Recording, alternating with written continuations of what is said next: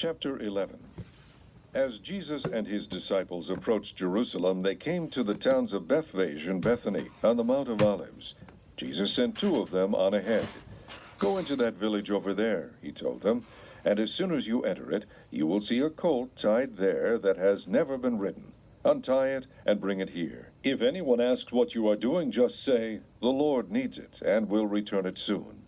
The two disciples left and found the colt standing in the street, tied outside a house. As they were untying it, some bystanders demanded, "What are you doing untying that colt?" They said what Jesus had told them to say, and they were permitted to take it. Then they brought the colt to Jesus and threw their garments over it, and he sat on it. Many in the crowd spread their coats on the road ahead of Jesus, and others cut leafy branches in the fields and spread them along the way.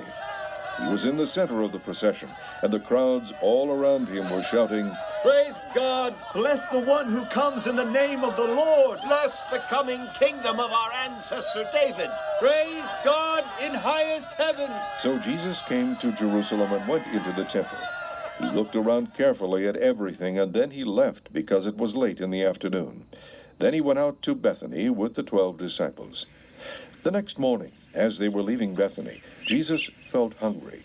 He noticed a fig tree a little way off that was in full leaf, so he went over to see if he could find any figs on it. But there were only leaves because it was too early in the season for fruit. Then Jesus said to the tree, "May no one ever eat your fruit again." And the disciples heard him say it. When they arrived back in Jerusalem, Jesus entered the temple and began to drive out the merchants and their customers. He knocked over the tables of the money changers and the stalls of those selling doves, and he stopped everyone from bringing in merchandise. He taught them, "The scriptures declare, 'My temple will be called a place of prayer for all nations,' but you have turned it into a den of thieves." When the leading priests and teachers of religious law heard what Jesus had done, they began planning how to kill him. But they were afraid of him because the people were so enthusiastic about Jesus' teaching. That evening, Jesus and the disciples left the city. The next morning, as they passed by the fig tree he had cursed, the disciples noticed it was withered from the roots. Peter remembered what Jesus had said to the tree on the previous day and exclaimed, "Look, teacher, the fig tree you cursed has withered." Then Jesus said to the disciples, "Have faith in God. I assure you that you can say to this mountain, 'May God lift you up and throw you into the sea,' and your command will be obeyed. All that's required is that you really believe and do not doubt in your heart. Listen to me. You can pray for anything, and if you believe, you will have it. But when you are praying, first forgive anyone you are holding a grudge against, so that your Father in heaven will forgive your sins too." By this time they had arrived.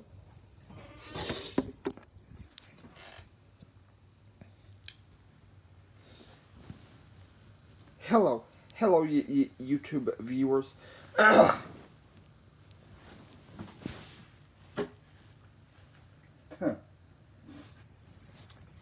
Sorry. Hello, YouTube viewers. This is Blake Fannin. Do you remember that video I did several months back titled "Can't Stand Football"? Well, listen to me very closely. Yesterday, well, late last night, I was reading the book of Jeremiah, and I was thinking, since in the book of Jeremiah the people of Israel completely ignored the Lord's commands to turn from their sin, to turn from their worship of idols,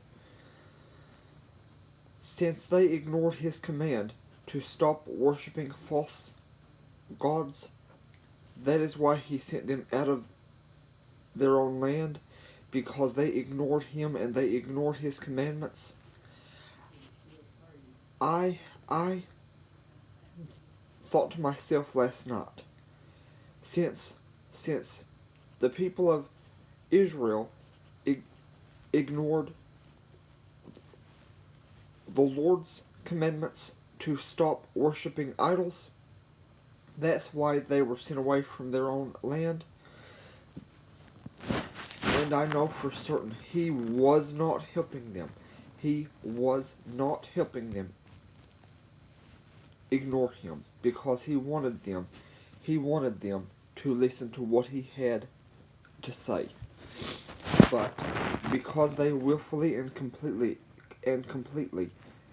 ignored His commandments to stop worshiping idols, that made me think, since they ignored Him when He told them not to do something, since they disobeyed His commands and did what He said not to do, I was thinking,